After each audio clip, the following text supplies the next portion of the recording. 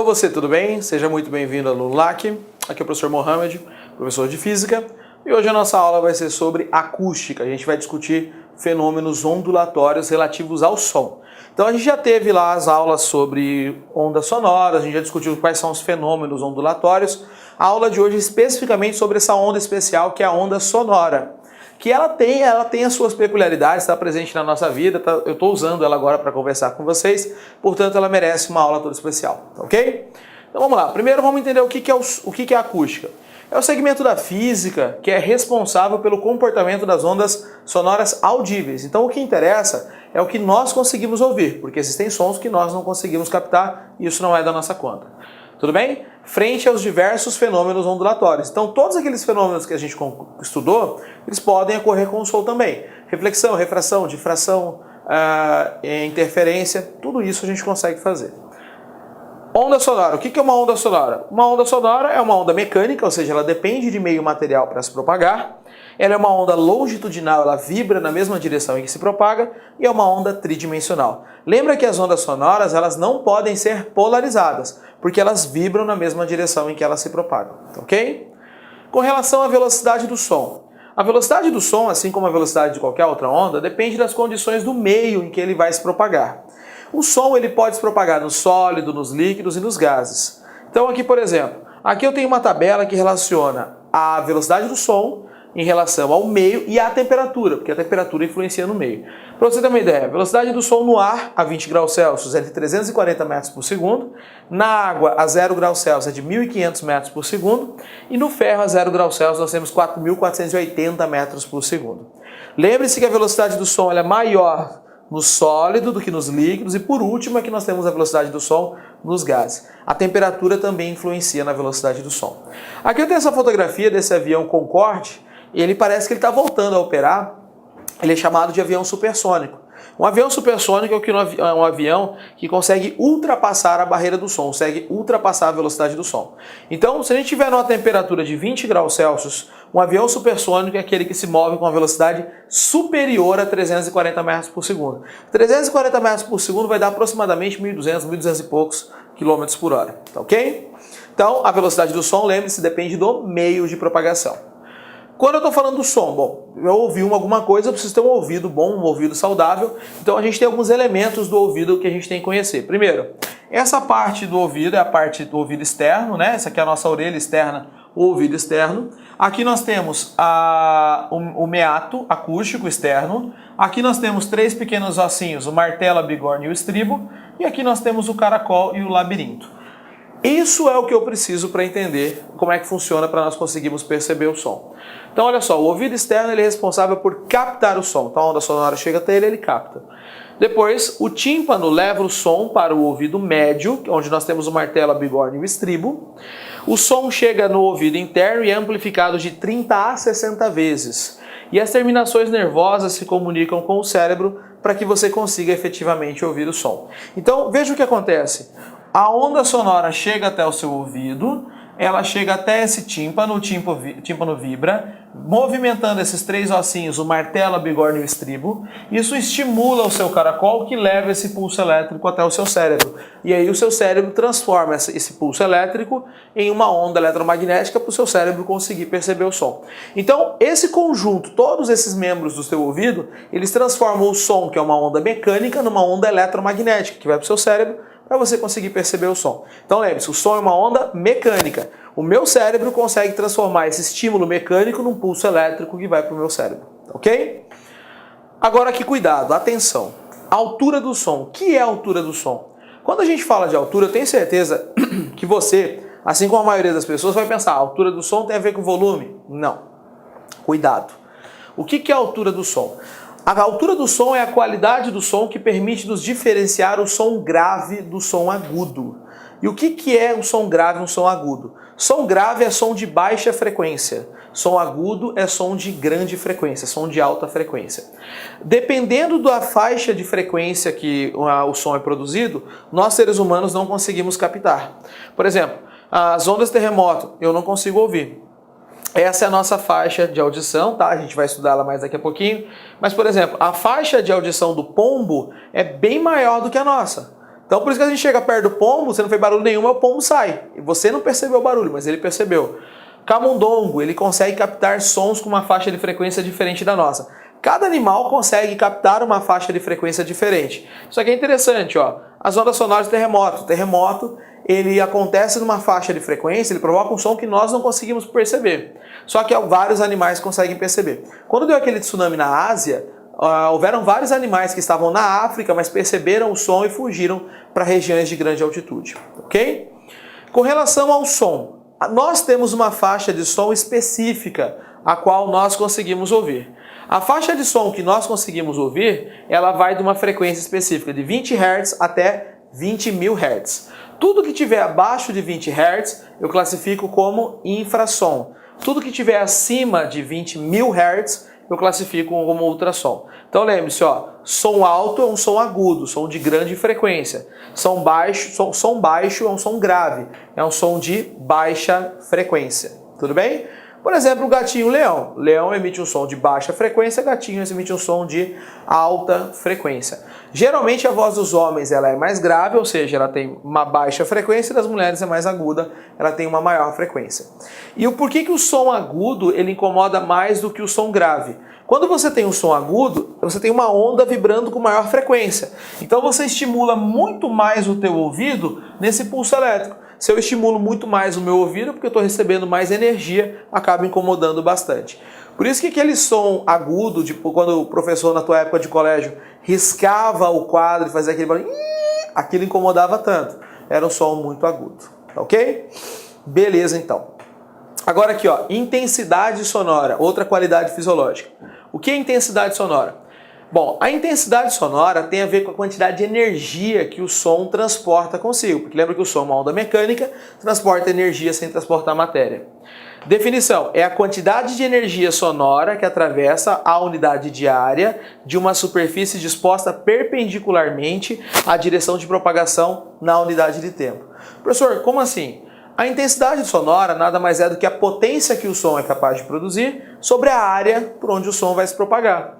Onde a potência no sistema internacional é medida em watts e a área é medida em metros quadrados. Vamos lá, a gente pode fazer um exemplo bem simples. Ó. Quando você pega o celular, por exemplo, e está tocando uma música no celular e você não consegue ouvir muito bem, você vai lá e não faz aquela conchinha para poder ouvir melhor? Você está variando a área por onde o som está se propagando. Quanto menor a área de onde o som se propaga, maior a intensidade desse som. E a intensidade do som tem a ver com o volume do som. Ou então, quando alguém está falando do outro lado da rua e você não escuta, você não tem a maneira de fazer isso aqui, ó? Colocar a mão na frente do ouvido? Quando você faz isso aqui, você varia a área, você diminui a área por onde o som vai se propagar, aumentando o volume. Tudo bem? Aquela história de colocar o copo atrás da porta para ouvir, funciona? Funciona, porque você diminui a área por onde o som vai se propagar. Tá ok? Bom, então a intensidade sonora tem a ver com o volume do som, essa sim tem a ver com o volume, e a intensidade é a potência da fonte sonora sobre a área onde o som está disposto. Com relação à intensidade sonora, veja bem, a gente pode dizer que a intensidade sonora ela é potência sobre tempo, e por que é potência? Potência é energia sobre tempo, portanto a intensidade é energia sobre tempo vezes a área. A intensidade sonora ela tem a ver com o volume. Se nós temos uma intensidade sonora menor que 10 a menos 12 watts por metro quadrado, eu tenho silêncio absoluto. Entre 10 a menos 12 e 1 watt por metro quadrado, eu tenho som fisiológico, aquilo que eu consigo efetivamente ouvir. Acima de 1 watt por metro quadrado, a gente chama isso de poluição sonora. Aí eu já não consigo ouvir mais, porque está machucando muito o meu ouvido. Definimos um som forte como um som de intensidade alta, um som baixo de intensidade baixa, um som fraco, perdão. Som forte, intensidade alta. Som fraco, intensidade baixa. Som forte, onda sonora com grande amplitude. Som fraco, onda sonora com baixa amplitude. Quer dizer que quando você vai regular o volume do teu aparelho de som, do teu rádio, está variando a amplitude dessa onda. Outra qualidade fisiológica é o nível sonoro, né? E o que é o nível sonoro? É a intensidade sonora percebida ou detectada pelo sistema auditivo humano. Porque veja só, não é porque você está recebendo uma onda sonora que você consegue captar essa onda sonora.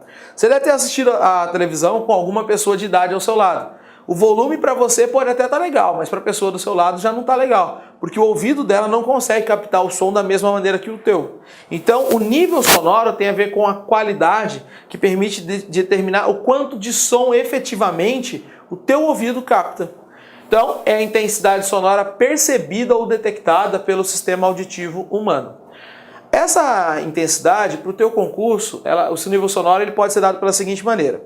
O nível sonoro, representado pela letra beta, é igual a 10 vezes o logaritmo da intensidade percebida, que é aquilo que efetivamente eu ouço, pela intensidade mínima. A intensidade mínima é de 10 a menos 12 watts por metro quadrado, que a gente já conversou.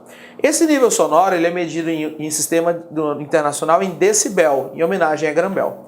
Então veja bem, quando eu tenho 0 decibéis, isso é considerado limiar de audibilidade. A partir daqui só que eu tenho a possibilidade de ouvir o som. Então, abaixo de 0 decibéis, eu tenho silêncio absoluto. De 0 decibéis até 120 decibéis, eu tenho som fisiológico. Acima de 120 decibéis, eu tenho poluição sonora, já está começando a provocar dor. Tudo bem? Então, não é porque você recebe a onda sonora que efetivamente você vai conseguir captá-la. As pessoas que usam o aparelho auditivo, elas usam aquilo para aumentar o nível sonoro que você consegue perceber. Qualidade do som que a gente vai ver agora, o timbre. O que é o timbre? O timbre está relacionado com a forma da onda. Permite distinguir dois sons de mesma altura e mesma intensidade emitidos por fontes diferentes. Por exemplo, você pode tocar a mesma música num violão ou num contrabaixo que você consegue perceber, porque as notas musicais são iguais, então os formatos de onda são iguais. A gente consegue perceber isso. Então veja só, aqui eu tenho duas notas musicais tocadas por dois instrumentos diferentes. Eu tenho mesmo comprimento de onda, eu tenho mesma frequência, só que o formato da onda é diferente. E aí eu consigo perceber esse fenômeno de forma diferente. Tudo bem? Com relação ao som, a gente também pode refletir o som. Então a reflexão do som acontece quando as ondas sonoras atingem um obstáculo fixo, como uma parede, e elas sofrem reflexão, mantém velocidade, comprimento de onda e frequência, só que a reflexão ocorre com inversão de fase. Pensando nisso, veja bem, você já deve ter ido em algum lugar onde existe eco, né? Você falou lá, brincou, eco, eco, eco, percebeu o eco. O eco ele tem a ver justamente com a reflexão. Quando eu estou falando num ambiente fechado, a minha voz, o som emitido pela minha garganta, ele vai se propagando nesse meio, quando ele encontra o obstáculo, ele é refletido. Às vezes eu percebo o eco e às vezes eu não percebo. Por que às vezes eu percebo e não percebo? Porque existe um termo chamado de persistência humana. O que é a persistência? É o tempo que leva para deixarmos de perceber um som. Como assim? Veja bem, imagine que você está aqui no estúdio junto comigo. Eu estou falando, uma boa, você está me ouvindo. Acontece que na hora que o som sai da minha boca, ele se espalha pelo ambiente. Então nós teríamos o som que chega primeiro no meu ouvido, que é o som direto, só que o resto da minha onda continua se propagando no meio, vamos supor que ele encontre um obstáculo. Se o tempo para eu perceber o som direto e esse som que saiu da minha boca for refletido e voltar no meu ouvido, então ó, som direto e som refletido, se esse tempo for superior a 0,1 segundos, eu consigo perceber a diferença dos dois sons. Se for menor que 0,1 segundos, eu não consigo perceber a diferença dos dois sons. Então, o que é o eco? Ocorre quando a pessoa percebe o som por ela emitido duas vezes distintas. Ou seja, eu tenho que ter um intervalo de tempo entre o som direto e o som refletido maior do que 0,1 segundos. Aqui a pessoa vai conversando, o som atinge o obstáculo, é refletido com inversão de fase. Se o tempo que o som gasta para ir e voltar for maior que 0,1 segundos, eu tenho eco. O morcego usa o mesmo princípio para poder localizar suas presas. Ele emite um som de alta frequência que atinge o obstáculo e ele é refletido. Pelo intervalo entre a emissão e reflexão, ele sabe onde está a sua presa. Ok? Além do eco, nós temos outros fenômenos, como por exemplo, reforço. Ele ocorre quando a diferença entre os instantes percebido do som refletido e o som direto é praticamente nula. E quando você praticamente não tem intervalo de tempo nenhum, você tem o reforço. É aquilo que você tem, parece que o som fica um pouco mais prolongado, mais forte. Reverberação ocorre quando a diferença entre os instantes de recebimento dos sons é pouco inferior a 0,1 segundos. A reverberação, quando não exagerada, ajuda a compreensão do que está sendo dito por um orador em um auditório. Reverberação você tem bastante quando está no box do banheiro. Quando está no banheiro, você fala, parece que a sua voz fica diferente, né? Parece que, oi, oi, oi. Não é um eco, mas você percebe a sua voz diferente. Você tem reverberação, por exemplo, quando está na igreja. As igrejas, principalmente aquelas igrejas mais antigas, eles construíam já para ter reverberação, as igrejas católicas mais antigas. E o eco, né, ocorre toda vez que o som, ao se propagar, encontra um obstáculo e volta até o seu ponto de origem, ocasionando o eco. Ele só existe a partir de uma distância mínima de 17 metros entre a origem e o som refletido, né, e o obstáculo. Por quê? A velocidade do som no ar, ela vai estar na faixa de 340 metros por segundo. Se o som tem que gastar 0,1 segundos para ir e voltar, ele percorre 34 metros, 17 para ir, 17 para voltar. Tudo bem? Ressonância. Esse é outro fenômeno interessante.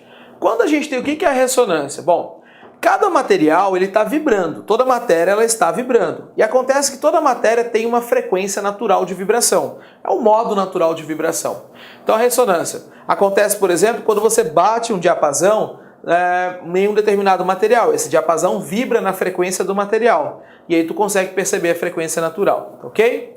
Então, batendo-se uma das hastes do diapasão, duas cordas vibram, as duas vibram com determinada frequência, normalmente de 440 Hz. Essa é a frequência natural ou própria do diapasão.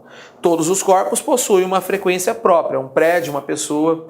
E acontece que se você consegue emitir uma onda sonora de acordo com a frequência natural, acontece um negócio interessante. Olha só, imagine que isso daqui represente uma fonte sonora qualquer, beleza? E nessa fonte sonora, você consegue regular a frequência dela, ó. Tem aqui um botãozinho, né? E nesse botãozinho eu consigo regular a frequência, menos frequência e mais frequência. E aqui ao lado, imagine que eu tenho uma taça de cristal. Não vai parecer bem uma taça de cristal, mas vamos fingir que seja uma taça de cristal, tá certo? E eu vou conseguir mexer na frequência do som. Eu estou mexendo na frequência, essa onda sonora viaja pelo ar.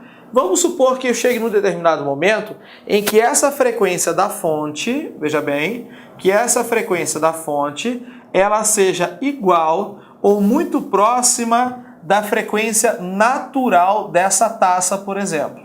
Tudo bem? Tem que ser igual ou muito próxima da frequência natural. O que vai acontecer? As moléculas dessa taça, elas vão começar a receber energia. Porque lembre-se que uma onda, ela nada mais é do que o transporte de energia através do meio de propagação.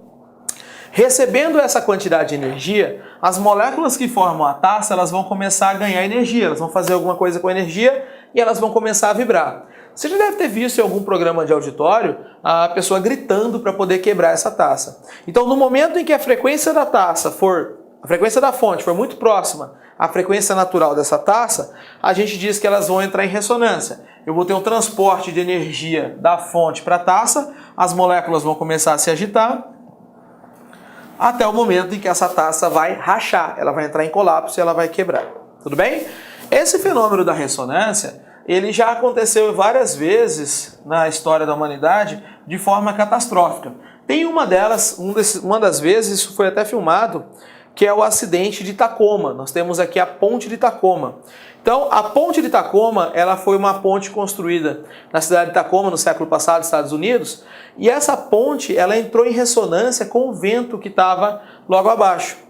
Passava a camada de ar embaixo, essa camada de ar estava vibrando, em determinado momento o vento vibrou numa frequência igual à da ponte e houve transferência de energia. Chegou o momento que a ponte começou a vibrar, ó, perceba que ela está torcida, e aí, em determinado momento, ela entrou em colapso, ela quebrou. Tudo bem? Então, isso graças ao fenômeno da ressonância.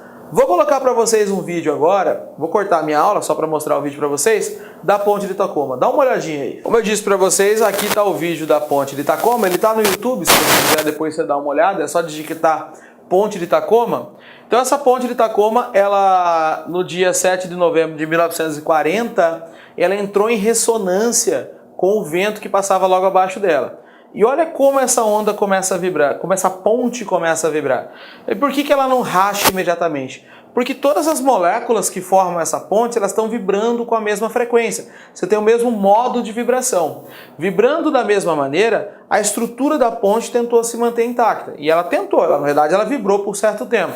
Professor, teve alguma falha na construção da ponte? Bom, na verdade não é que houve uma falha, é que não se havia tanta preocupação com a ressonância naquela época. Depois da ponte de Tacoma, criou-se novos mecanismos de controle e construção. Aqui até você tem um carro e uma pessoa saindo desse carro. Pelo que eu andei lendo, parece que era um professor de matemática, ele foi até o carro tentar resgatar um cachorrinho que tinha ficado preso dentro do carro. A família deixou o cachorro lá e o professor foi tentar resgatá-lo. No vídeo diz que o professor não conseguiu, ele chegou lá, estava movimentando muito e ele largou a mão. Mas observe como que essa ponte começa a oscilar e, por incrível que pareça, isso é só por causa do vento. O vento está vibrando numa frequência igual ou muito próximo da frequência natural dessa ponte. Sendo assim, vai chegar um momento que essa ponte vai cair. Eu vou adiantar um pouquinho o vídeo para vocês, senão a gente perde muito tempo nisso daqui. Aqui, ó, a ponte está vibrando pra caramba, ela está quase entrando em colapso. Deixa eu adiantar. Olha o carro como ele se movimenta. Até aqui, às 11h10, essa ponte entrou em colapso. A estrutura dela não suportou mais e ela começou a entrar em colapso, ela caiu. Tá ok?